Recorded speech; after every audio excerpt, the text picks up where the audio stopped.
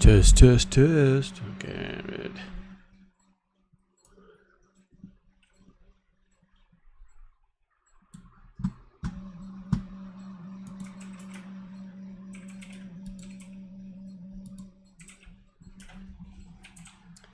Check, check, check.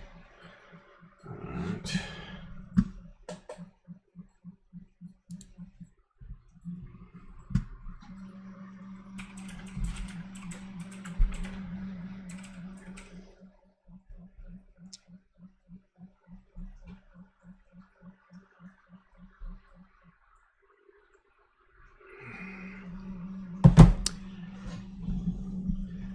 Check, check, check. All right. Think I'm up. Think I'm on.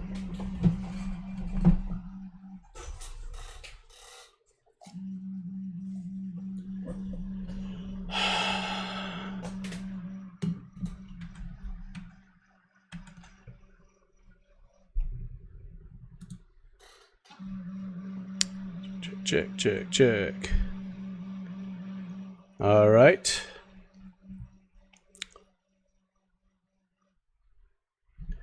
Don't know if Dam's peeps up in here or what. Let's see here. All right. I'll just monitor the screen here. All right, I'm just going to be blabbing, talking my head off, wait for maybe some more people to come into the chat here, or into the live stream. But I'm going to start, even if there's just one or two people here. Just want to thank whoever's out there in internet land for showing up. And welcome to the creator commentary for the wonderful holiday of May the 4th. I know there might not be people that maybe can come in at 2 o'clock and drop everything they're doing and watch, but I would say no problem. It's going to be up later on.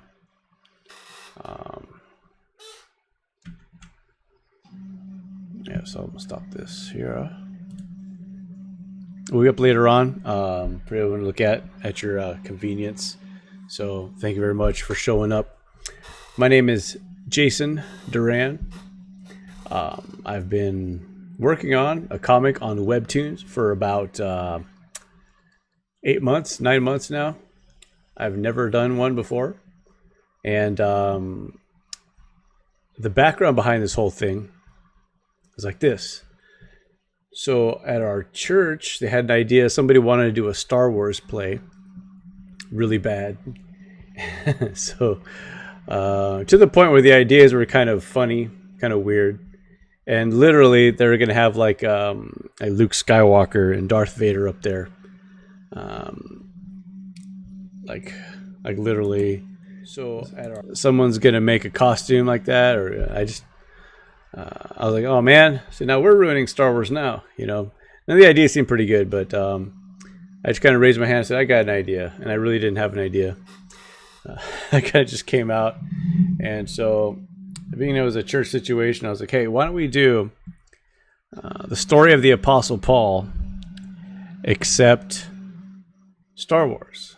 We could, he was a bad dude. He hunted the church and then became part of the church. So I thought that was kind of a dramatic thing we could do with it. So the ideas just started flowing. Yeah, he could be part of a special order of the Sith army, a special part of the Sith army that hunts down Jedi and kills Jedi and brings them to justice and parades them for the crowds and different things. And I was like, okay, that's kind of a cool idea. A special order of the Sith doing all this stuff. So that was the original idea. So that kind of ballooned out. It took me a few months to just dial in the script. I did a 3-act structure, which is kind of what we're doing here on the internet. So anyways, as it turned out, we came up with Star Wars The Dark Hunter. Okay. And ended up making it not every character is, one for one from any Star Wars movie, but there's a lot of Star Wars tropes that I put in there different things you'd expect to see if you were going to watch a Star Wars movie. You know, if you go to see a Star Wars movie, expect certain things, and so I had to put certain things in here. Some things I had to leave out, and also it's not a direct analogy of the Book of Acts, chapter 9 and on out. It's not a direct analogy. So, those of you who are watching, both of you. There's going to be whenever you want, you can shoot a question into the chat, and I'll pick that up. We'll talk later on about some stuff. I have some videos that I made for the play, which is like expository videos, and they explain what's happening in the next chapter, what's going on now. Those are all the intro scenes that are in the comic book now. So I want to play those videos, but they have Star Wars music in it. And I don't want to be like playing something and YouTube kills the stream because there's copyrighted material. So what I'm going to do is wait till the end of this whole thing. Hopefully I can get to this in about 30 to 40 minutes. And I'll play those videos for you and all their glory. This little animation you see going on around me, that's part of it. One of them. It's a real short 12-second clip. Took me all day to make. But I hope you like Star Wars, because I do. We're going to start talking about this. About what? I don't know, it's like 10 minutes into it already. Okay, here we go. If you go to Webtoons, you can find Star Wars: The Dark Hunter. All right. How do we get started?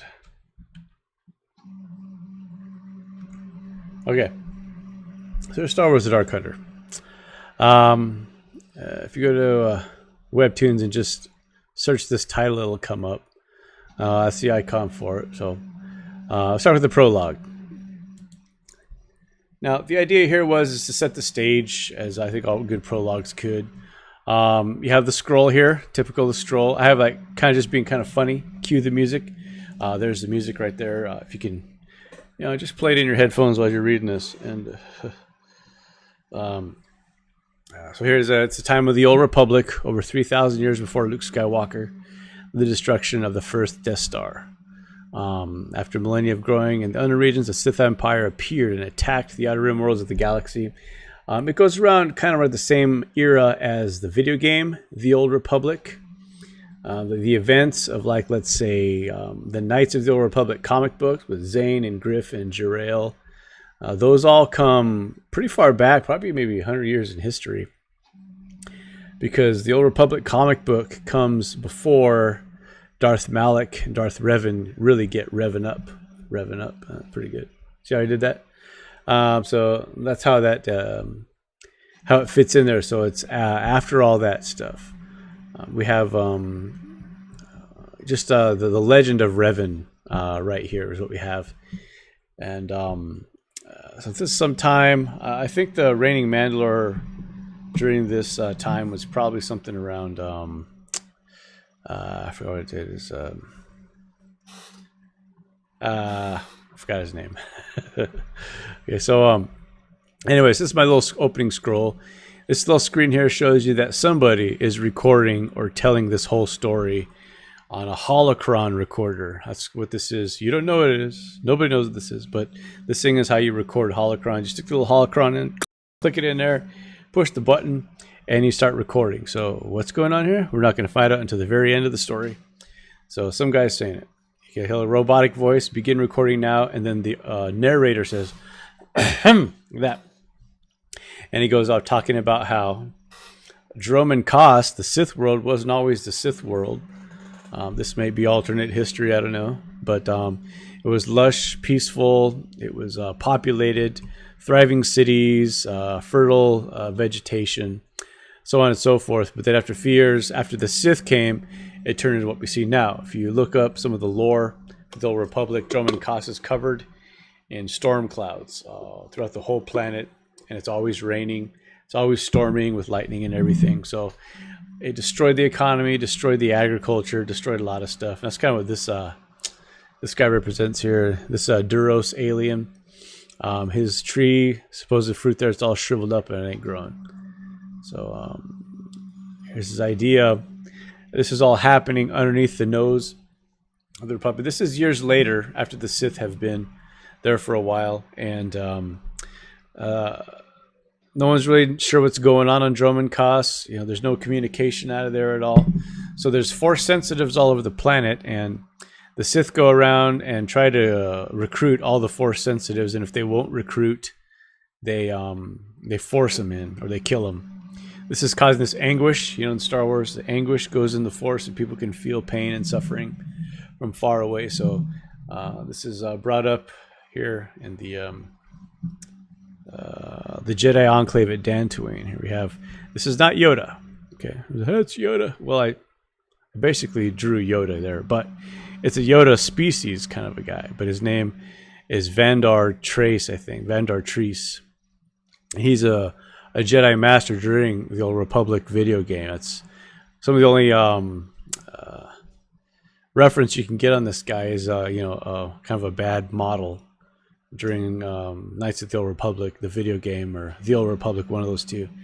Unless you want to go to Knights of the Old Republic, the comic book by John Jackson Miller, when Zane Carrick, the main character, talks to him on the HoloNet and stuff, and you can see him. He just looks just like Yoda. He's just like gray, brown instead of green, and that's his like little triangular smock thing over the blue robe that you see him on. So it's not Yoda. It's not Yoda. Anyways, so they start sending relief to Droman Kos because of the cries, and they know what they're doing. They're looking for these Force sensitives. They want to get them. They want to get them off planet. They want to train them themselves. They want to rescue them. They get here. They see the poverty. They see everything that the dark side has caused. They even send Jedi healers over here. Now, you can heal yourself as a Jedi per all the video games, but I had this idea a long time before, the Rise of Skywalker, where you could heal someone, and if you could use the Force to heal yourself, you could heal another being. Except in my lore, it doesn't take your life force away from you, because the Force is doing it, not you. There you go. So that's that. So you have these Jedi healers out there. They're having a whole healing Pentecostal service here. They're all lifting their hands. They're bringing healing to these blue people, these blue Indians. I don't know what they are. Up here you have some kind of weird looking fish guy with the neck, but they got the spikes on the head, and I always want to have some kind of thing protruding from the scalp of an alien whenever I draw. Yeah, so anyways. So there's this bad boy Sith guys that come and they destroy it. I mean, out of everything I've ever drawn, kind of impromptu, I care more about this guy right here on the left. I just want to know where he is, who he is, where he comes from. He just looks cool. This is young Darth Caiaphas right here in the middle. The spiky shoulder thing that's going to come into play later on. This is the night in question where Terrace is abducted, and so another Jedi relief mission, and there's two Jedi. They happen to have a Jedi school with them, a bunch of Padawans. Now, what in the world is going on here? These are Republic troops in the background here. They're not stormtroopers, but there's Darth Caiaphas' spiky shoulder pad. The spiky shoulder pad you're going to see throughout this introduction. They attack, and surprise attack, like surprise, surprise. Like we didn't know that was going to happen. But the ships come out of nowhere, pelt the ground, pelt the people. They Jedi put up a good fight, but it's not good enough. I know this Hornhead, he's got like double ears. He's got like ears on his forehead. Weird guy. But anyways, they lose. And these two Jedi are sitting here on the bottom. They got blown up. This is young Terrace right here. We see him. He's a little preteen, young teenager, skinny dude. And he's pretty feisty. He's kicking against it. They take him captive for whatever reason. We don't know. You'll find out in a minute. So you take him captive. I didn't know what a prison cell would look like. I just kind of made this up. But the idea that it's cramped and he's tied down and he can't move anywhere. He's got these heavy, they don't have normal cuffs. They have like these magna cuffs using ray shields and different technology to keep someone secured to the ground. So it says his youth was stolen, and here he is himself being tortured. This method of torture right here might come into play sometime later in the story. We don't know. So okay, so he's in the temple. He's being tortured. And Caiaphas is doing this on a reason. He's brainwashing him at the same time. There's some other things that have happened that you're going to find out till later. But here he goes. He finally fights back. He gets to that middle teenage years. His body's developing. He's sick and tired of the pain and the suffering. He fights back against his torturers. And quite frankly, he wins. So that's what this is all about. He cracks that dude's helmet. And he's just like whooping up on these guys. And he wins. So he beats. Caiaphas allows him to be trained by the rest of the order. Here he has him. This is a scene from our play. This is one of the way we depicted Terrace becoming a good fighter was we had the Darth Caiaphas guy standing there with a melee weapon, and he throws it down in the middle of like the training grounds, and all the Sith go for it. I got this idea from an actual Star Wars comic. It was some a comic on how they train stormtroopers, and they would just put a bunch of guys in a big ray shielded off bin where no one could escape, and they would throw a blaster into the middle of it, say the last person that survives can be a stormtrooper. And so the guy picks it up, and whoever won, they got to go to Stormtrooper Academy and be a stormtrooper. So it's basically cutthroat. So I figured I'd just use that, but use it in a Sith melee weapon. But that's what's going on in this scene. The problem is Terrace keeps winning. Some guy, might be the blonde-headed guy right there. I'm not sure. Maybe not. But someone brings a shanker into the. It looks like a evil kitchen knife. But anyways. An evil kitchen knife crossed with a fishing hook. So Terrace gets shanked in the back. That's kind of what this is. But this is how he learns the dark side, how to effectively use it, how to become powerful. And so the idea is pain, rage, and then power. And so it's this is the means he uses to overcome, because people are always hurting him. So he uses that hurt to make it to turn into power. So here we go. More power, more enemies. He was never restful. His whole entire upbringing in the temple as a trainee amongst the Sith, he's constantly fighting. Always got to watch his back. Now here, I had this idea that he would kill all these dudes or just get revenge on a couple of them with the knife sticking out of his back the whole time. And it's subtle. You can't see it here because he's facing you, kind of. The knife will be pointing away. But this one is sticking out of his right flank here too. And this is the most prominent image here in the back. And this is a zoomed in version of this down here. You see him standing before Caiaphas, and this guy's holding his arm, and everyone's laying around, and Terrace is like, is there anybody else with a comment? Okay.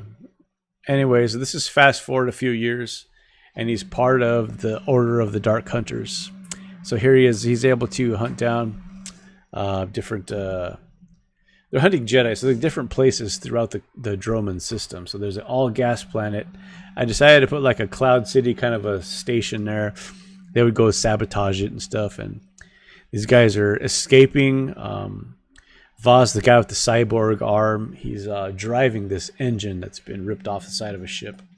And he's launching himself away from this thing as an escape attempt. And you see all the guys here. You see, obviously, Joe Rim here. He's launching off. He's got a jetpack on, but like here's Mog right here with his long hair flowing, and he's shooting some lightning. They got the EVA masks on. Terrace is hanging on by a strap onto the drive, and here's Gavar's just batting him. Got those weird probe droids there, and they're just fighting. It's kind of a cool little scene. Maybe I'll tell that story sometime. And this is like them just kind of walking away like an action movie from something they just blew up, and the fire's behind them. And Gavar, actually, he's in the lead here. He's got the, if you can see the amulet on his, the mantle of the Dark Hunter. It's on his left shoulder. And Terrace, they only trust him with a melee weapon. He's got some long chopping staff, and everyone else has their weapon of choice. You can see Vaz and his cybernetic eye there in the past. So this is a scene also from the play. It took me about 3 hours to make a flag. This Republic flag right here in real life, I made it, cut everything out, glued it on the thing.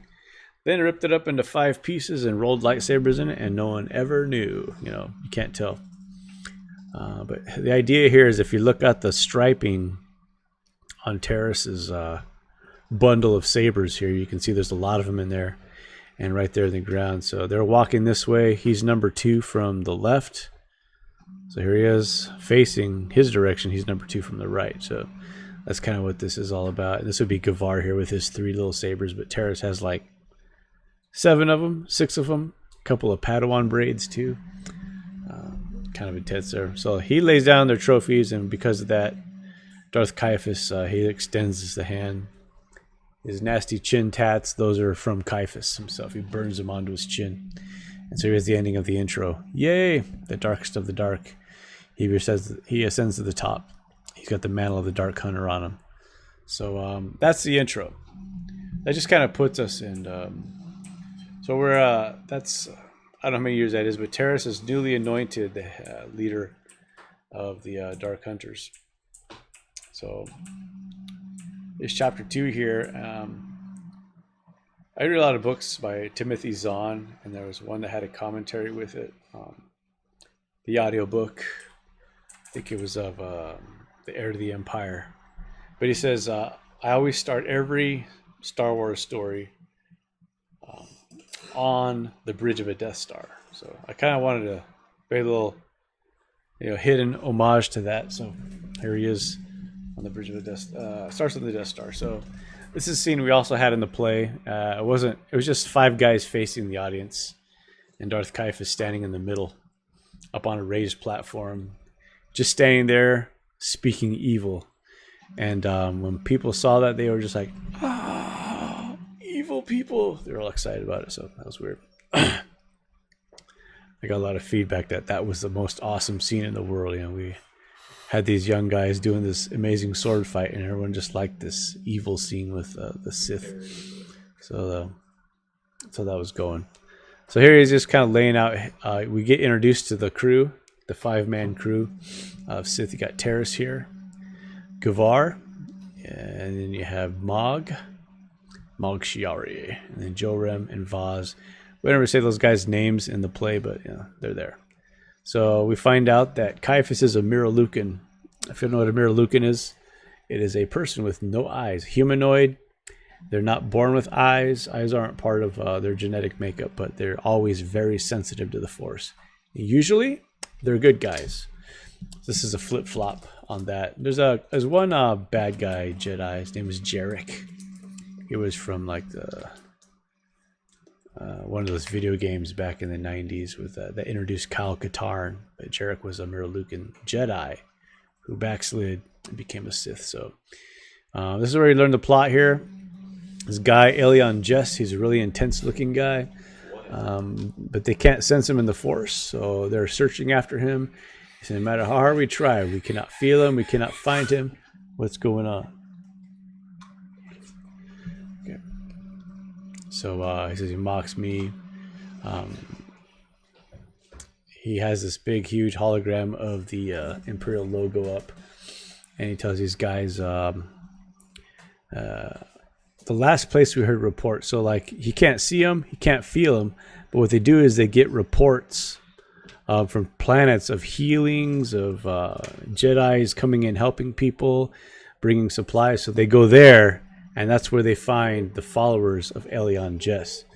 And so just like the Dark Hunters is like a special retinue of the Sith Order that goes around and hunts Jedi, specifically in the Droman system, the followers of Elion are kind of like have a more of a religious bent to them, and they have this fervor. Not only that he's the ultimate Jedi, but that they're going to work for him, they're going to labor for him, they're going to do his work. So he's kind of like the Jesus of the Star Wars universe.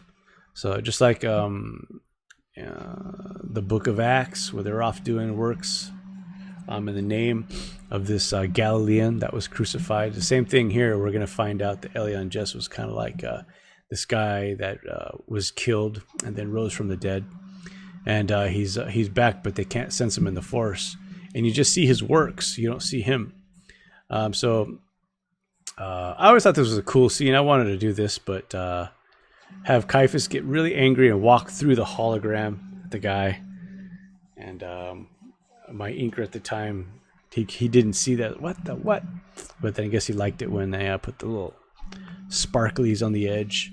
So, okay, now I get you were saying. Yeah, I'm not that great of a communicator, I guess. So anyway, he's choking out Mog. Mog said something stupid like, "We're going to kill him again." He's like, ugh. So we said there's some kind of history here. We learned these guys don't all get along. And in fact, Caiaphas is really brooding and angry about something that's happened in the past, and we don't know what it is yet. So when you mention Elion Jess or that you can't kill him, he gets really mad. He starts choking people, starts randomly throwing people around because that's how he solves his problems.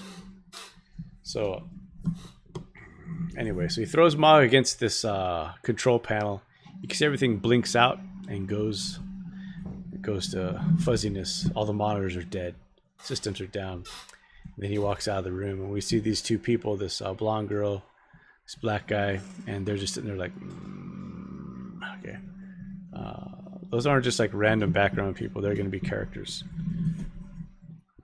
So he tells them the last place we've seen him was at Drummond Fells. You go down there and just find whoever's with Elion Jess and kill them. Kill them good. Is after this is chapter 3, right? Not chapter 3. Episode 3. Okay, episode 3. This is the planet Drummond Fells. I didn't want to use a desert planet, but as a fledgling artist, I did not want to draw foliage all the time. Trees, and bushes, and trees and bushes. So I decided to do a desert, but I didn't want to do like a Tatooine thing. I did the Crimson Desert. So the sand is actually red here. It's red because of the kind of oil, the kind of rock. It's like this red bedrock, sand, and nothing grows in this desert, by the way. That'll become important later on. Nothing grows in this desert. All you have is these meat-eating predators. These big, long stacks you see are just big insect hives that these things will crawl out of. And I don't see any right now, but you'll see some later.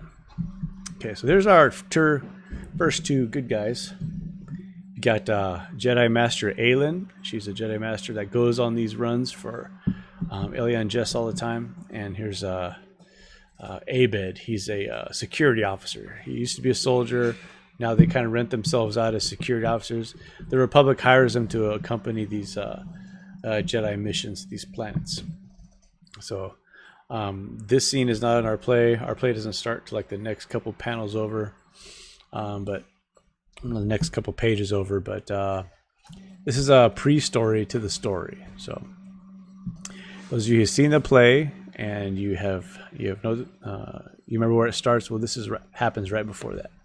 So we see Abed, and in this version, at the live version, they kind of have a little bit of a romance going on. Okay, so he's obviously thinks she's cute, and she's like kind of likes the attention. They've gone on a bunch of runs together as soldier, as security guard, and Jedi Master here. So he's got the Aurek tattoo on his head. That's an A in the Orbesh language, and his name starts with A, Abed.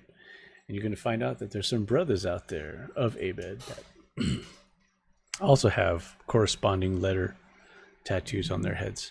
So she's a seasoned Jedi Master, but her one flaw, like most Jedis are, is they love somebody. So he's got more of a personality, so you see him kind of like, well, that was dramatic, you know. You're just proving over the fact this is our last mission together, and we're dreading life without your favorite security officer, you know. Then he goes, you know, after this assignment is over, I'll be available for the next 20 to 30 years, you know. All he didn't do was bring the ring. That's about it. So she goes, you even try to hide. Then he says, you're trying to get mind tricks to keep me to sign up. They're just kind of poking fun at each other. Then here comes Naya, our third good guy, good person in this this whole thing. So she comes and says, I had a vision. I had a dream. Okay.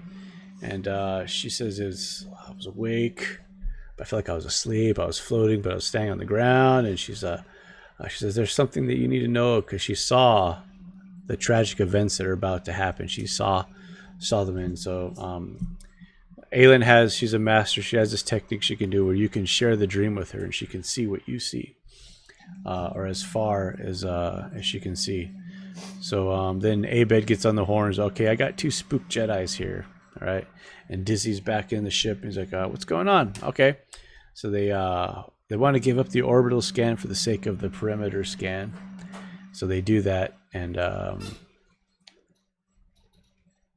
this is kind of interesting. It's kind of, I think, confusing. I guess you would know what I'm trying to get at. They both say, "Tell me what you see," and so she's seeing a vision of the future. He's asking Dizzy, "Tell me what you see on the orbital scan, the computer, the sensors." And so people don't know this, but this whole everything in pink is what Naya is relating to Aylin. It's basically the entire plot of the story, from start to finish. Okay, it actually tells them the entire plot there. You can read that for yourself there. And this is a panel I woke up in the morning just wanting to draw, and I had it in my head all night long, and it's one of those things. Kaboom! Again, from the sky, death comes. Also, the Republic flag being shot to pieces like that was kind of a cool idea. I had this idea in my head for a long time too. Those guys getting off the ground while this ship lands, pretty close in the background. And it opens up fire on their ship from the front, catching everybody off guard. What happens is they get split off as the main group is on the left, and then Naya, Aylin, Abed on the right. And this is the guys landing in the ship, about to deploy. This is a scene that I threw there in the comic, and the guys in the play said they wanted to do it because it made these two guys' tension pretty real. Gavar's still jealous that Terrace wears the mantle now. Terrace is like, "Sorry, sucker. I'm the Dark Hunter now. You'll do what I say." He goes on. This is where the play starts. Pretty much, they chase these guys into a corner. These guys go after the troops. These guys over here, Mog and Vaz, go after Aylin, Naya, Abed, and they corner them right here at the end of this panel. Master? You see Naya's pretty scared. Okay. Pretty scared. So this is where the play starts here. And I'm going to start working a little faster. I think I'm lagging, talking too much. So, "Are you all right? I'm scared, Master." Those are classic lines. Everyone repeats them at church forever. "I'm scared, Master." Anyway, so they're standing in kind of a hilly area. They got the Sith surrounding them, these Sith troopers. And Abed's starting to lose it because he's real protective of Aylin, and he's just a good soldier, a good sergeant, cares about the health and the well-being of their underlings. And he shoots at Joram. Joram blocks it with this special weapon.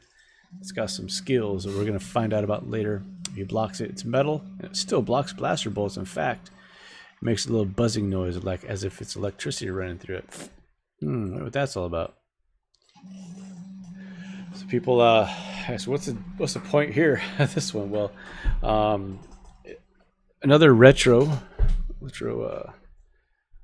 story fix here. This line right here: "Peace, both of you. Don't give in to fear." That's a line from the play, but I wanted to show the fear that they're going through. So here it is. This is Abed. He fears he can't do anything. Here's Naya and Aylin hanging from ropes in his other troops, and he can't do anything about it. And there are atrocities of war. He's afraid of that. She's just afraid in general. She's a young girl. The Sith are using her imagination against her. She even has a saber through the chest. Okay. And that's kind of like all foreshadowing. She's got that gift of like foresight. All she sees is death now in the future, but she's forgetting about the vision that the Force gave her. So, "Peace, both of you. The Sith are in your heads." And so this is where Terrace enters in as the head. The boss always sends the troops to do all the work, then he comes in and acts all bad. So that's what he is. "Embrace fear. Fear will keep you alive. Fear will be your strength. And someday, fear will be your only weapon." And Terrace, using the Force, does something to the power switch on their lightsabers and damages them, shutting down their blades. I was wondering, if you could use the Force, why don't you just Like if someone's fighting you, just overcharge their blaster. If you're about to get in a car accident, use the force and crush the differential in the back axle, stopping it dead in its tracks. Why not? Dislocate the battery. Do something physical to the thing. If you ever get a chance to listen to the audiobook or read Matthew Stover's Revenge of the Sith novel, Obi-Wan is fighting General Grievous. He's fighting. General Grievous is a robot, so he uses the Force to open up his hand, and he drops one of the sabers. All right, so this pays off later when he's fighting Anakin. Fighting Anakin, they're locked out, and he goes, Anakin's arm is robotic, and he makes him drop the saber. He catches it, uses it against him. Genius writing. So here we have. These are the same thing. Okay, he blows up them sabers. Now they're useless, and he whips out his saber. Problem is, he swung that thing a little too close to Aelin. You can see it cuts her tips of her hair off, and Abed's like, "Oh no!" And he lunges at her. He lunges at Terrace, but Terrace, he's a Sith. Cuts off his gun arm, and he's just like, "Oh my gosh!" In the play, we did it. Pretty good little practical effect there with the arm flying. It was good. So he's like, he's tore up. He's like, he knows he's gonna die at this point. He's like, I can't let them torture or hurt Aelin or Naya. He's a soldier. He's chivalrous, and he says, "Are you reading my mind?" And that's kind of a callback to when their earlier conversation. That she said she would never read his mind, but he's asking her to right now because he's telling her something in the Force, and we don't know what it is. And then she starts crying. And then she says, "I'll see you there."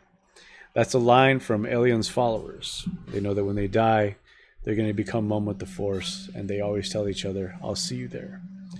So this is something that I think one guy picked up on in the comment section, and he says, "You should have gone for then," but it's totally an Avengers nod.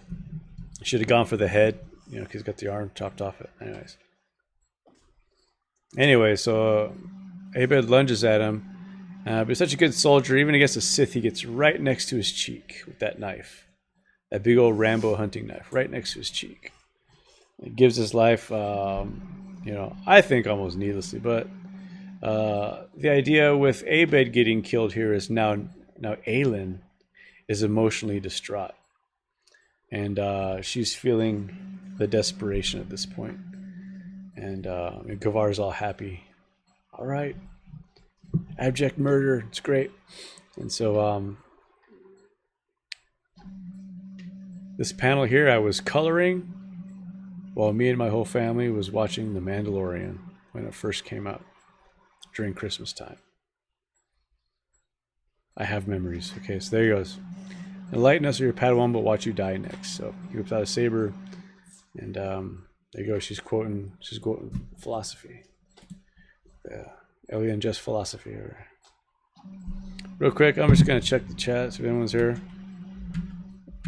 No one has anything to say. Rambling for the one guy. That's cool. Anyways, so here she is. She's about to get shank-worthy. She tells him, "I'll be like him when I die. That's where you're wrong, Jedi. Death always hurts a little," and he runs her through. And she dies. Okay, and they're like, "Oh, okay. I guess he is pretty serious then." Because before they were chiding Terrace because he's too nice. But then he like runs Aelin through and they're like, "Huh. Well, okay, well, all right."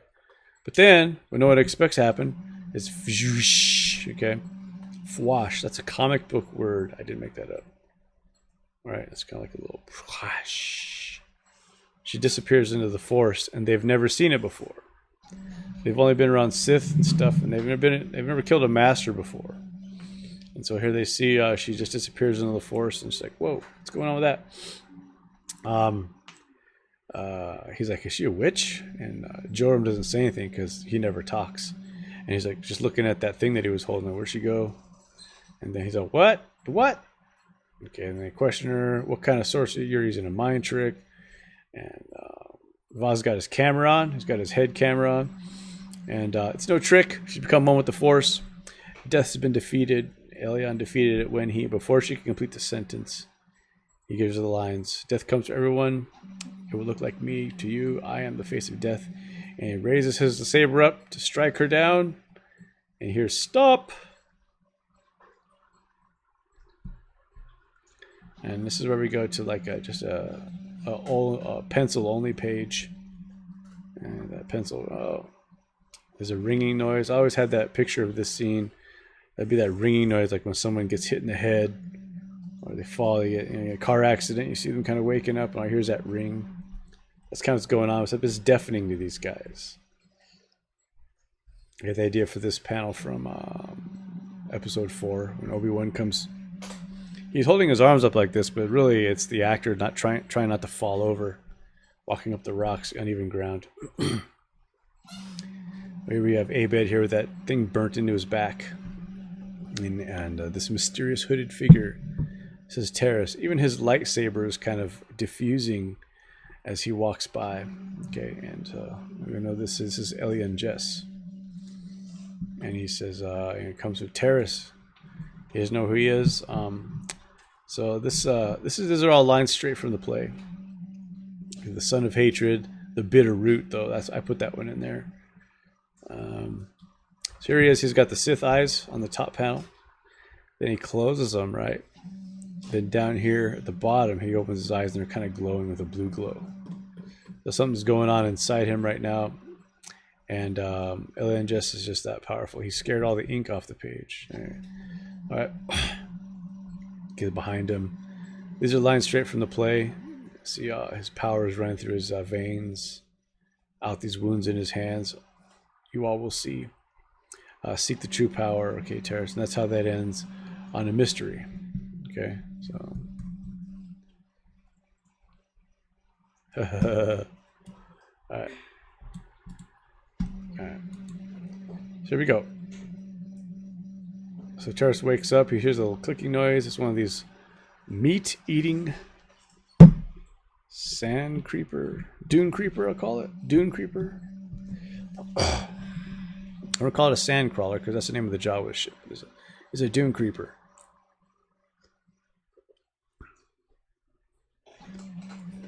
I guess in Star Wars you just name stuff after what it does, like Wayfinder. Yeah. He wakes up. He's initially kind of freaked out. What? But then he's, well, give me my lightsaber. But something's happened. Something's changed. His saber does not respond to his commands anymore. It's over his shoulder. What? He tries the other hand. Nothing. So he has to get up. He's got to walk over there. He picks it up. And there's red sand falling into the ground. What? What's going on? He gets up. Everyone get up. It was him. Elion Jess. He walks behind. We see that Gavar is like, something just ain't right here. What just happened? Did I just see him pick up his lightsaber off the ground? Okay, they're walking off. They're all beat up, tore up. They go back to Droman Kos now. Same system, different planet. And it's raining, and their ship is coming in for a landing, but, you know, there's no landing strip there. You got to go around the back, dude. Beginner pilot. Okay. This is Caiaphas' vision. He sees things as they are in the Force, so he just sees the red outlines because they're Darksiders. He sees the neutral metal of Vaz's cybernetic arm, but there's a space here in the middle. Okay. I believe you have a failure to report. Let's talk about Caiaphas. He was just like a guy in a hood, but I didn't want him to be like totally just like the Emperor. So, because he's not the Emperor, he's like an under general. So I was looking online for just a bad dude costume, and I came up. He's basically dressed like Pinhead from the Hellraiser movies. Okay, just missing the pin sticking out of his head and stuff.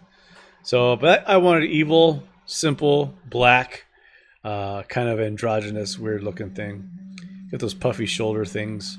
And that was freaking me out when I was a kid with Pinhead, when I was a teenager. That was one of our favorite 2 movies to watch. Here he comes, and he cannot see Terrace in the Force. That's the point. He can't see him. He's not there. He doesn't have physical eyes, but he can't see Terrace now either. Where is Terrace? And then then he knows exactly what happened because he hears his voice, but he can't see him. So it must be something to do with Elyon. Oh, maybe he thought it was Elyon at first, invading him, impersonating Terrace. That's a plot that I never thought could happen. Yeah, then could go for the assassination right here, and just the story would be over. But anyways, they grab him. He has no force. He can't really fight against him at this point, at least. He calls him Master Don't. He does the same thing from the training ground, okay? He throws, this is a trope that in my story here, is that he throws this weapon, a melee weapon on the floor, and says, call it to your hand, defend yourself like you used to do all the time, show me your loyalty. He can't do it. He tells Vaz to pick it up and kill him, and so kind of like in the spirit of making the story more expansive, I put Vaz kind of like a little bit hesitant because he's like the leader of their little troop and they always fight together, but he's saying if the roles were reversed, he would take you out, so you might as well do it. So here's the fight scene. He goes after him. He kicks him. It's kind of hard to see what's going on here, but he the way I told the guys is that he left foot kicks him, puts his left foot down. It gives him leverage to throw Mog, a hip toss him over the shoulder. And then with that same right arm, he comes up and gives a good elbow to Vaz in the chin. He knows right away he's weaponless because if you noticed right here, Mog takes his lightsaber away from him. So he scrambles. The first thing he sees is Vaz's Jorum's special blade. Jorum's a special character. He's got some things about him we don't know yet. That's where this blade comes from. In the bonus features, I kind of stated that he the sword acts like Black Panther's armor. It absorbs energy and then can release it again in an explosion kind of thing. So he just breaks it off of his belt. Here we have Gavar pulling Terrace by the cape, going for the headshot. Terrace gets that blade up just in time, absorbs the energy from Gavar's overhand strike with the blade. It charges Vaz's alien blade. And Terrace has seen him do it before. He pulls the handle, click, and he releases it onto the ground. It causes an explosion that tosses Terrace with his momentum forward, blows everybody else back. Then you have the training ground of the Dark Hunter cracks in half. He's literally, everything's falling apart right in front of him. He ends up on that side of the crack, conveniently, yes. And everyone else is on this side. Mog has had time to stand up and light up. Jorum's reeling. Vaz is smart from his jaw hit. And Gavar's getting up off the ground after the explosion. There's blue lightning dancing across the floor. Then here we have Caiaphas go, oh, you want power? I'll show you power. So he just starts shooting this nasty old force lightning bolts. His are red. His force drain bolts or whatever they're going to be. I haven't decided yet. But he can't see Terrace. He's just kind of throwing the bolts out there, destroying stuff. Terrace jumps over the gap. He's making a run for the door. He jumps the gap, and Gavar reaches out. We think he could grab him right here.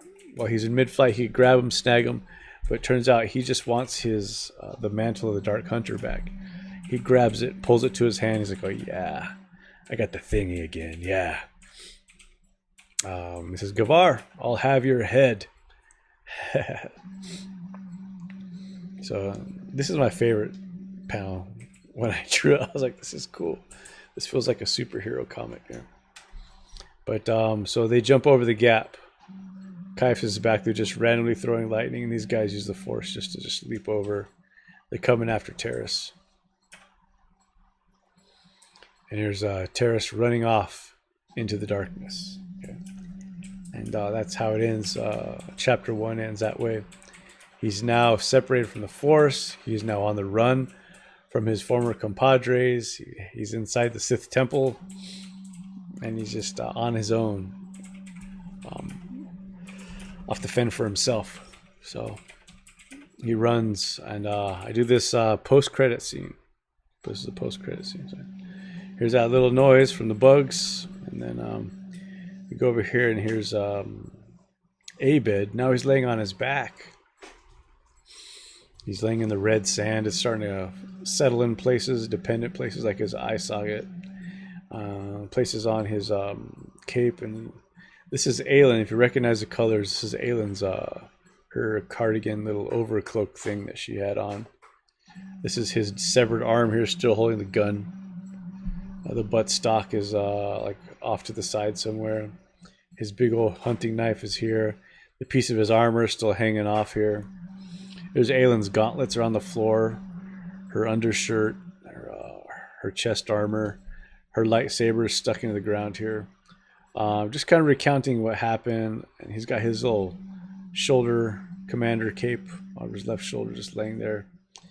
Then you hear this little insect noise. These insects come out of the ground.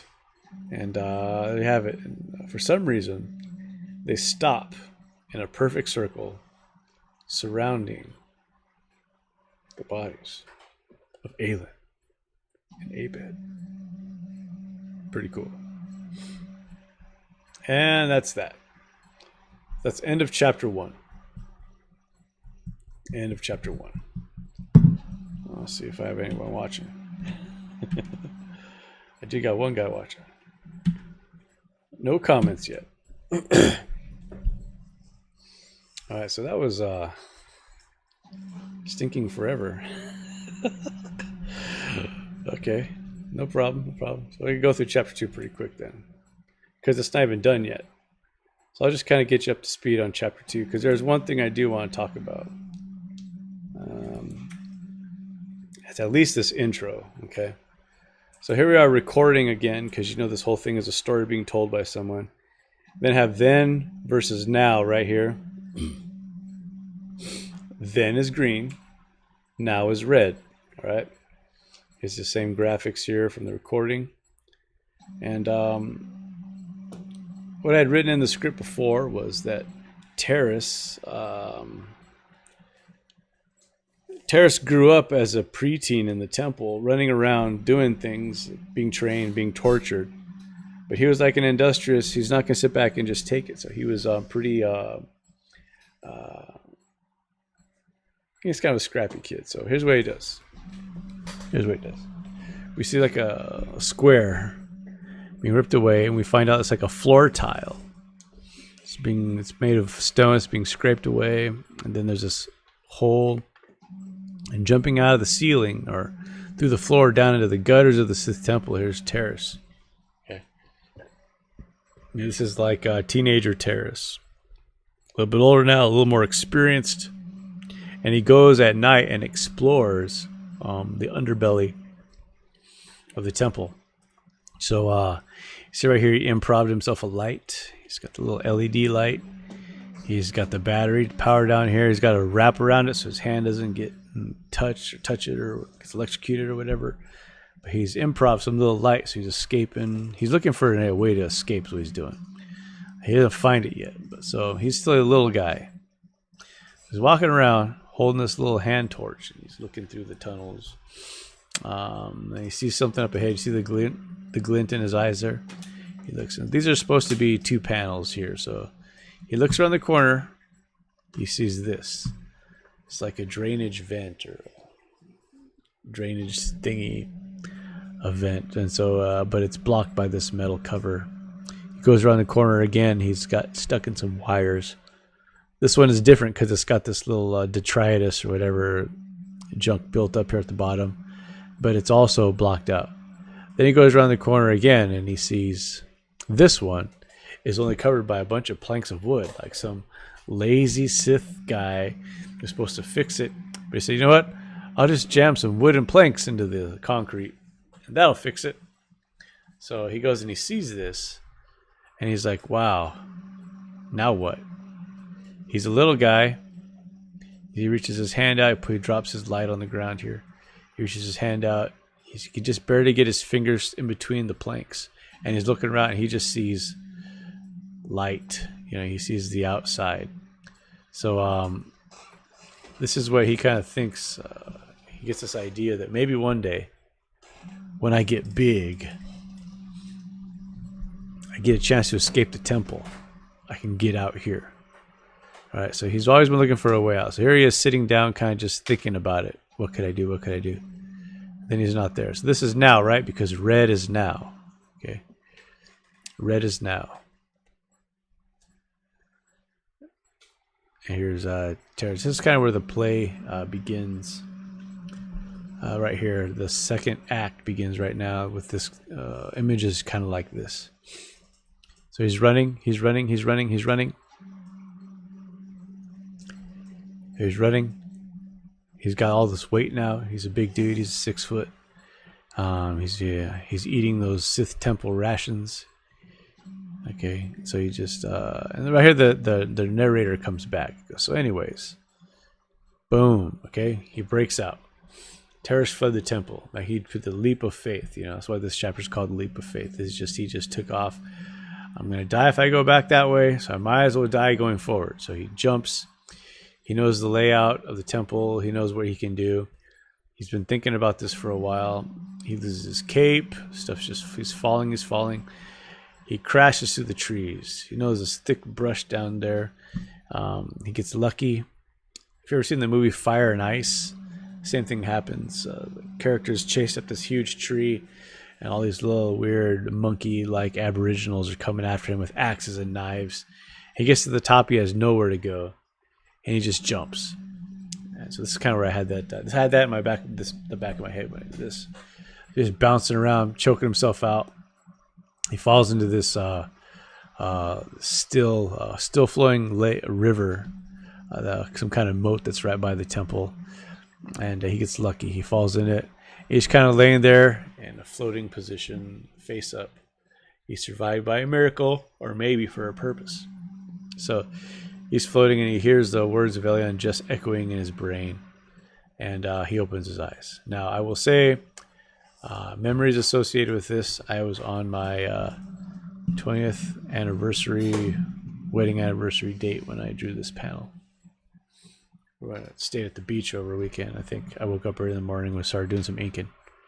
And that's where this panel came from. So it's all there, man. It's all there. It's part of me. Okay.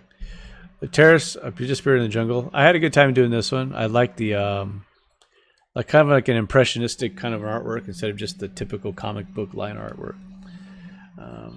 This is just basically 2 shades of red and multiple shades of black. So he's stumbling. You get the idea of his musculature, that he's fatigued. There's some light coming from somewhere, but he's in this jungle. The trees fade off in the distance. I just like this panel. There's some things I like about this one too. I think the dogs look a little too cartoony, but you'll recognize these Cath hounds as the inspiration for the symbol of the Dark Hunter. They're just there to hunt, and they're vicious, and they're Sith augmented too, with Force alchemy, which is some of the thing they used to do back then. But I like this shot here of this guy holding up a piece of Terrace's armor. What's that thing called? Perlin on the side. Some side bicep protector or whatever. Protects that upper part of the arm. So that's what he's holding up. He finds it, but they cannot find him. So just like Elia and Jess, he's done something to him. Now they can't sense him in the Force. He's going through this muddy jungle. All they find is armor pieces, but they can't. The Cath hounds can't sense him either.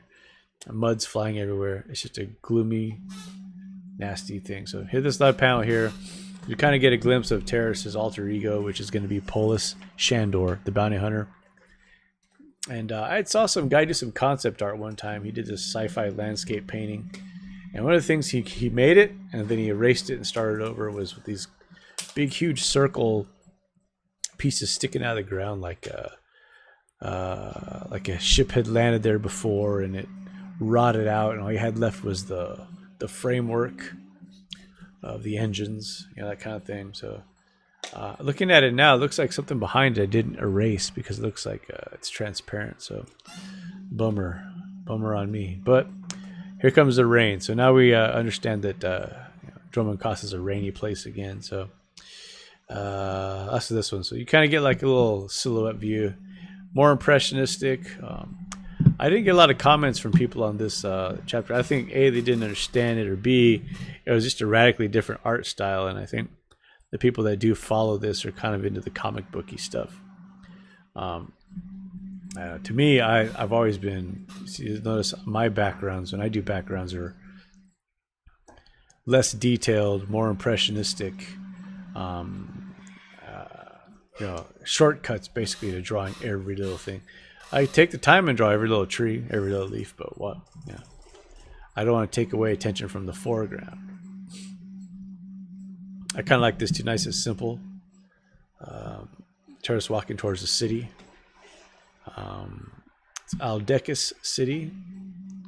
And this is like a little thing I had an idea that I had that maybe he would. It's like one of those cutscenes you would find in the bonuses on the Blu-rays when it just kind of tells his emotional state, what he would be thinking right now. He's walking down this row of lights that leads travelers to and from certain parts of the city, and he's walking down this road, and he thinks the way it looks, you think he sees or senses something behind him. But really what he's contemplating right now is that old life is behind me now. Like his whole life has been in that temple. And he's been a Sith, he's had power, he's had authority, he's done all these things, and now it's just ripped behind him, and he's looking around his shoulder. And that kid rescued him by being so industrious, and going down. And but it all paid off when he was a kid. So he turns around and just showing the dissolve of his former self, just like, you know what, I can't go back. I can never go back. And so that's kind of like the somber note that this ends on. It says, I'm just going this way forever. And then that's all we got. That's the end of this. So, yeah, I don't care about its length. It's Star Wars. That's some people leave some pretty funny comments. That's good. So, I think I got a couple more things to do here. Yeah. Okay. So, anyways, no comments, right? No. Drew, what's up, Drew? What's that? I see you. Hey, thanks for showing up, man. Gotta support the brethren. So, getting into the start of chapter 2 here. It's my good acquaintance, friend from work. Hey, man, I don't know, he was that big of a comic book nerd until I seen his Instagram, and man, this guy likes movies and comic books, especially Batman. Big shout out. Follow that guy's Instagram if you like Batman. I'm loving it. So, excuse me. This is the Star Destroyer Abomination again. This is Caiaphas's little personal ship. He's above Ixenfels. Ixenfels is another inhabitable planet in the Drummond system. I'm taking some of my lore from just Wikipedia. So this is Caiaphas talking to himself. It's that little red glow on the bridge. Guess who that is? Okay. This is obviously the aftermath of an aerial battle in the atmosphere, the stratosphere above the planet. And it's, you see the Imperial symbol on this guy. You see the Republic symbol on that little piece of shrapnel or dead spaceship over here. This guy's obviously dead. They're all dead. Dead. Okay? So he's hoping the same thing will happen, that the more of Republic troops and things that he tracks down, the more of the supply drops that he disrupts, the alien Jess is going to come out of the woodworks to try to save some people. Then he's going to get them. So this is Caiaphas kind of goozing. He's kind of going nuts. He keeps losing. It's kind of like The Empire Strikes Back. They just can't find the guy. And so he's going through this thing. And so Caiaphas kind of like, he's not the ultimate evil in the Sith, but he's just like the under-sheriff bad guy who's striving for power, and he just can't stand it. We kind of a hint here. The staff he's been carrying, there's something to it. It's not just a costume piece. We see as he gets angry, as he starts becoming more and more unhinged, his staff starts activating, and it's shooting out little bolts of lightning start coming out of it and stuff. And anything he says happens like the staff kind of does it for him, kind of way. I don't know how to describe my my idea here, but he's like cursing Elion and Jess. He's talking about him. I'll drive a stake into his heart. In the background, we see kind of this fuzzy glimpses here, lightning shooting backwards. But then we have the background of this middle panel here. That these guys are like, you know, the people from before, like, we just got the thing fixed. What's going on? Just don't look. Just don't look. What's he doing? You know. So he keeps saying, "I will crucify him." Then he says again and again and again. And every time he says something, someone gets yanked out of their chair and you know what's happening to them. They're being plastered to the ceiling. He said, "I'll crucify him again and again and again." We go to this big, huge, full-page panel, and his staff is just lit up like an evil Christmas tree, like a demonic candy cane, just spouting lightning bolts and tendrils in all directions. And behind him, the girl over here and all his little minions behind him, they're just kind of stuck to the ceiling in crucifixion position, you know. So a little subtle thing here and a little bit of foreshadowing and backwards shadowing there. So he's going to go after his forever existence. That's what he's calling it. All right. So this, I named the chapter "The Fugitive Heart" because we are gonna. It's all about Terrace. What's going on inside of Terrace here? So that's that one. So we're winding down here, folks. We're winding down. All right. So this was a panel. This guy from work. He's a firefighter. He'd always tell me, "I love that big long one you did with the 2 sheets of paper." Yeah. Well, here it is, right here. You can tell Carlos. I mentioned him. This is the colored version. And Procreate only got 8 layers to work with to color this thing. So it took a lot of forethought and different things. But here we go. This is this long scroll down from the top. This big, huge building in the back is called the Tower. But see that thing docked right there? And go down right to this foreground picture of this city. Now, let's talk about Mr. Hasha. Right? Hasha. I don't know what this guy was thinking. This guy in our play, I said, you're a street vendor. You're going to be speaking some foreign language. It's going to be kind of like American Indian, maybe with some, Arabic or something, just American Indian. You're going to be saying something, and these Jawas are going to attack you, and you're going to yell at them and stuff. And Terrace is going to use it as a diversion to steal some food from your cart because he doesn't have the force. So this is what he made up. This is his foreign language that he made up. Hasha. Alien language is all over the galaxy, and we get one word, Hasha. So I turned him to, he's like, maybe it's like a little song, but just like in tribute to that brother who just, it's like a thing now. Everyone always says, "Hey, what's up, Hasha?" So just as a tribute to him, I just kept it. And the guy's name is Mr. Hasha now. So Mr. Hasha's deals on wheels here. He's got everything. He's got little porgs. He's got little baby porgs. They're like fried already, and they're hanging upside down. Little spiky fruits, some monster pears. I think he's got some rain sheets over here, some umbrellas. He's just selling all kinds of stuff. He has a little speeder bike or a chassis with repellers underneath it. You can see the repelling the water underneath it. So he's off selling stuff. I'm making up aliens. You look at some of these aliens. You got like the Cubert alien here. You got evil R2D2 here with his black and red. You got the Scream guy right here in a trench coat, in a raincoat, black raincoat. This guy right here with the big old long hat. I kind of just looked at some Mobius drawings of aliens, and Mobius always has people and big old cone head going on. Some of these guys is from the Purge storyline. I think everyone would kind of be covered up, covered up.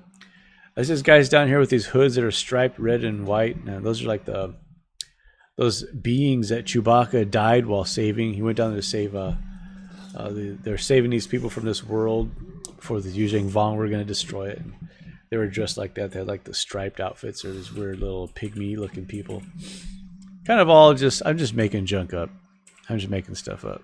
There's a Wookiee right here with a chain around his neck, and this is the Imperial City. They're going to collect bounties and stuff. So these guys from Palpatine's retinue, the little spikes, I forgot what those guys are called.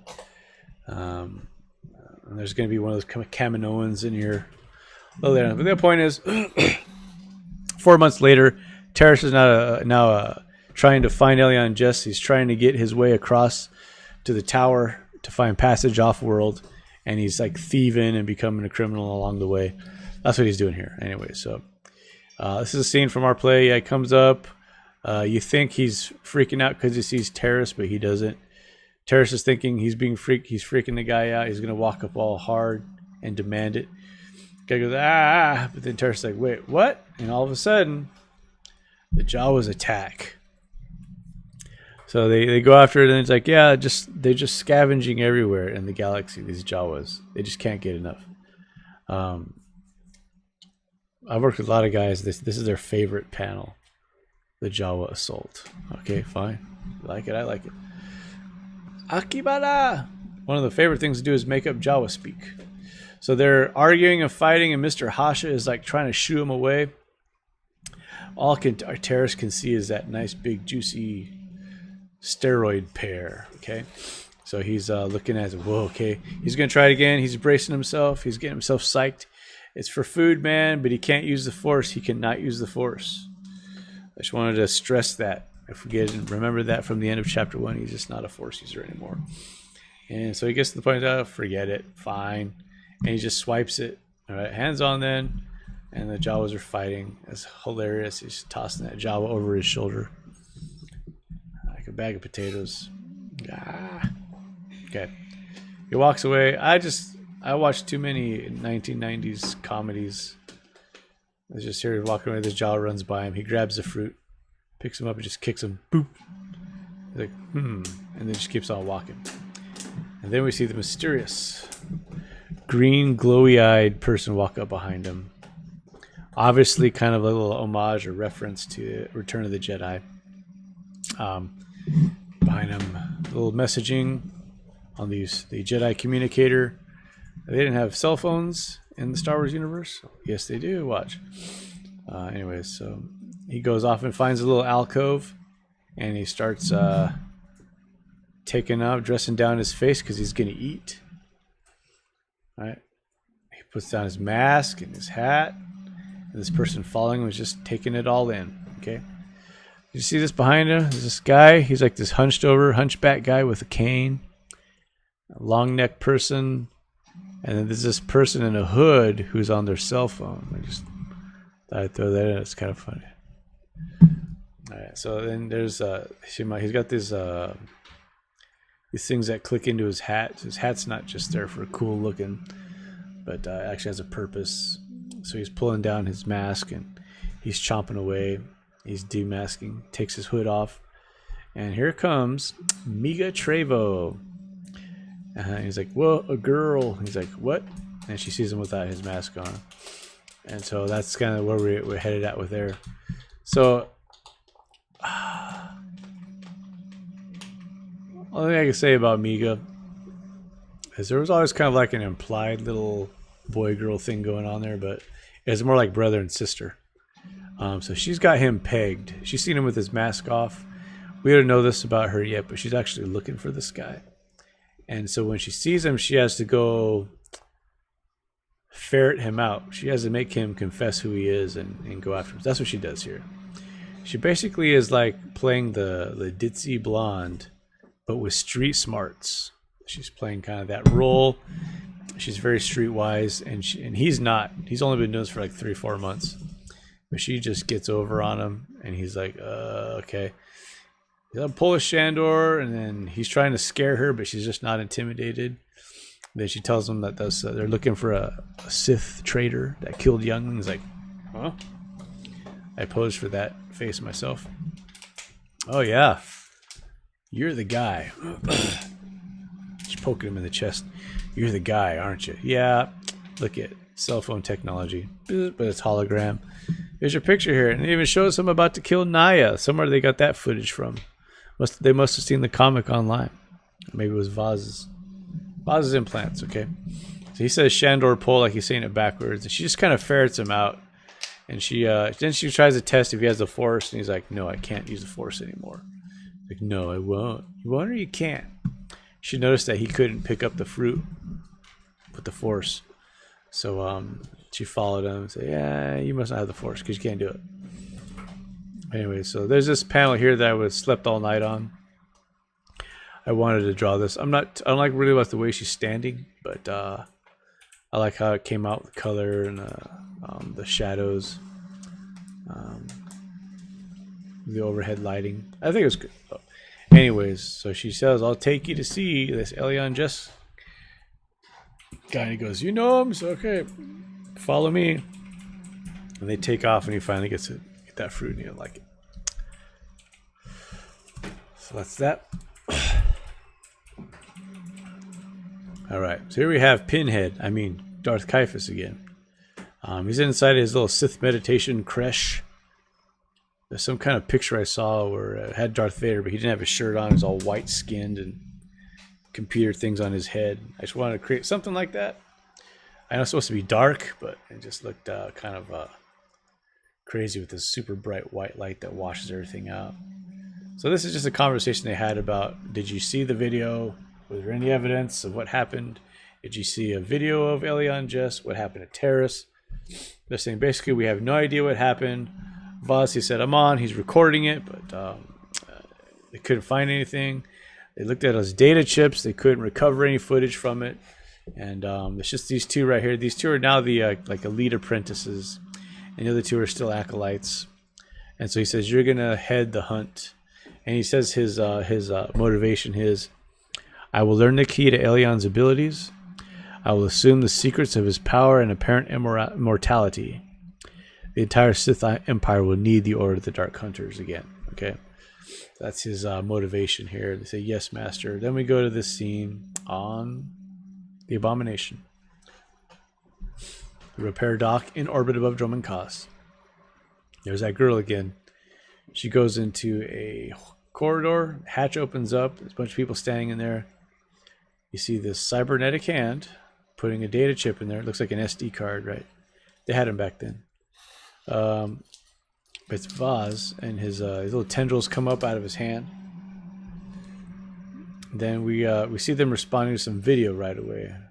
Not exactly sure what's going on, but what this is they're watching the scene where Aelin got killed. They're watching the footage they supposedly couldn't recover where Aelin got killed. You have this guy deciding what's going on, evaluating. This guy doesn't want to believe it because it puts him in an uncomfortable position. This guy cannot believe what he's watching, Mr. Firm, proper military guy. This guy is like, I've never seen anything like this before. He's not hiding his emotions at all.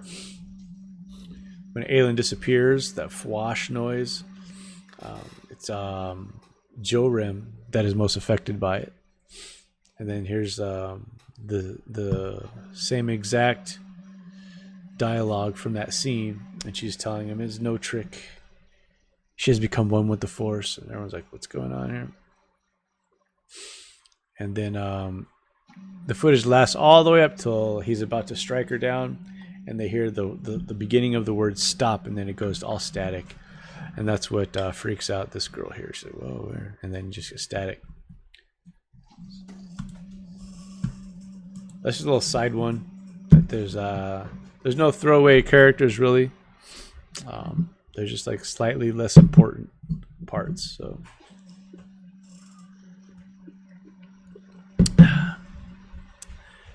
this page is an all digital page right here. This one right here, done entirely on my iPad, except for the silhouette of the city and the tower here. The tower is a huge transport center. It's like a 200 plus floor airport, and they have these multi-level repair bays that big ships can pull in. They got satellites that can go out there and repair the ship or fuel it up. It doesn't have to dock totally. It's got huge bays, small bays, medium-sized bays. The center is a bunch of shops and stuff, and restaurants, or tap cafes they would call them, bars, cantinas, and different places to buy things inside in the center of the tower. So that's where we can get our obligatory Star Wars cantina scene. Okay, here's the Rancor's Tooth. That's the name of the canteen. You go in here. And so I wanted one of these guys for the play, but I didn't know if we could build this puppet. But here we go. There's one of those Dexter Jeter's distant relative, ancient ancestor here. And he's the bartender, obviously. They're a species given to service because they have 4 arms. So anyways, he does kind of the same thing to Terrace. He kind of reads him from a distance, and Terrace is like shocked. He's trying to put up this front, but this experienced person sees through him. He says, "I know the look of a man on the hunt, or one on the run." Picture him saying that from episode 2. Or on the run. Okay. Anyways, so that little badge on his breast pocket there is his bounty hunter, his guild credentials, and it gets him access to places, information, and it has an automatic charge account, associated with the name Polish Shandor.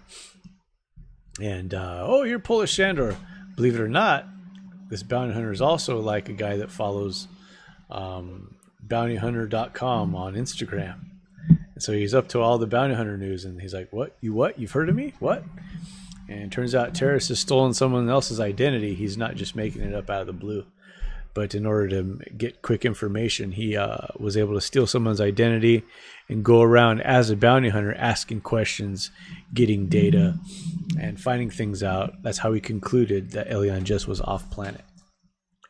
So he does a lot of little fake interrogation here, and he says, I hear there's a Sith traitor running around on the planet. He killed some younglings. That could bring us some big cred, like if you brought that guy in. He's like, yeah, I heard of that one. Okay. That's fake news against Terrace right there. So anyways, he goes back, and here's he tells Terrace something here.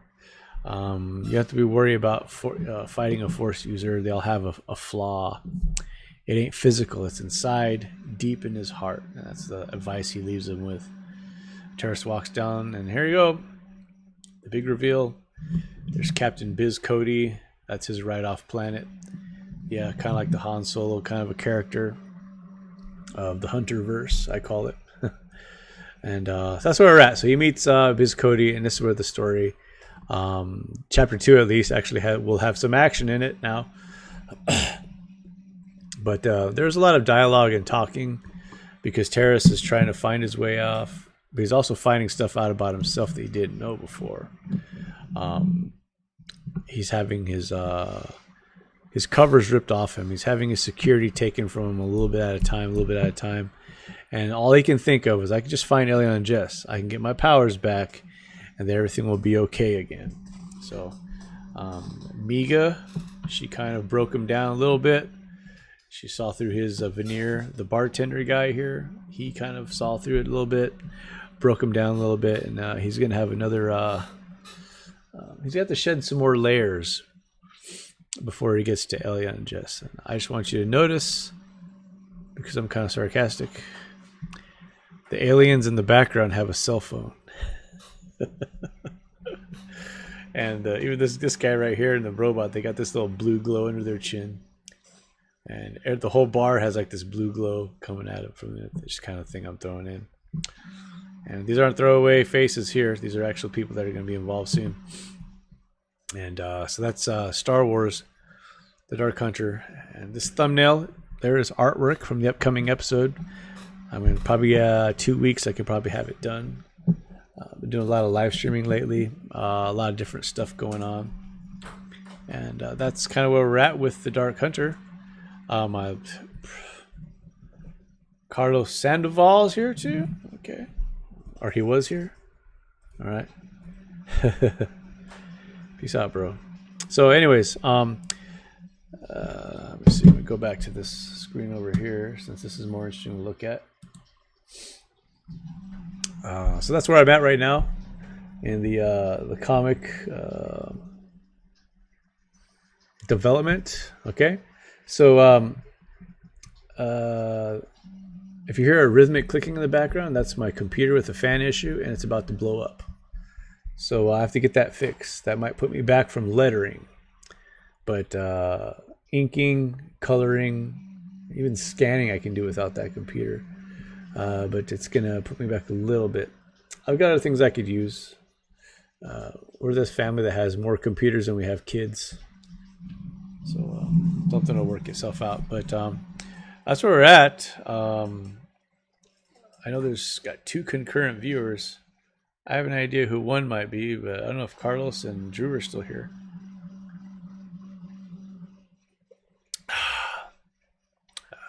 No comments. That's cool. I know I got a lot of people that read. I just don't know if anyone could come around like at 2 o'clock, you know. And any of the strangers, the people that I don't know, that read this thing, if they're even interested in it that much. But I just wanted to get something out here. It is Star Wars, May the 4th. And so we're kind of doing a little binge watching. My daughter wanted to watch The Empire Strikes Back, so we did. We put it in there. We're watching it, and sadness came over me. What Star Wars was before, the potential that it had, until they decided they wanted to flush the fans and appeal to some phantom audience out there that I don't know if they exist or not. I don't know. I wish they would have did like the Vong War, or just recast Han, Luke, and Leia or something, or start over somewhere else. It's hard to say what my solution would be. So that's why I went back to the Old Republic. It is seemingly untouched at this point, but only by me. I'm touching it. I'm bringing my own lore into it, so I'm doing from here. So I can't stop thinking about it. I can't stop thinking about where I want to go with this book, where I want to go with the story, the stuff I want to try artwork. I just can't stop thinking about it. I can't draw fast enough. Can't color fast enough. It's like if I want to have some peace, want to get a good night's sleep one day, I'm gonna have to just finish this up. Chapter 2 is really long, but it's very important information in chapter 2. But chapter 3 is going to be just this grand finale, short, sweet, bam, wham, bam, thank you, Duran. That's what it's going to be. With a bunch of epilogues. The more I think about it, I have more of a Return of the King, Lord of the Rings kind of an ending. There's going to be the actual ending, but there's going to have all these loose ends I'm going to tie up to either look forward or just make everything nice and pretty, like a little bow on top. So anyways, thanks to those that showed up. I'm sure there'll be more people viewing this when it's actually up on YouTube later on, and a lot of people that get off work and they can do stuff. But I have another stream I'm doing tonight, so when that's I couldn't do it at 7 o'clock like when more people would be on. So thanks for all that showed up. If you like this content, or please like and subscribe. Leave me a comment in the section. Thanks for the people that showed up in the chat. I appreciate each and every one of you. Even if it's just one guy, I'd have done this. Amen. So thank you very much. Happy Star Wars Day. May the Force be with you. Stop streaming now.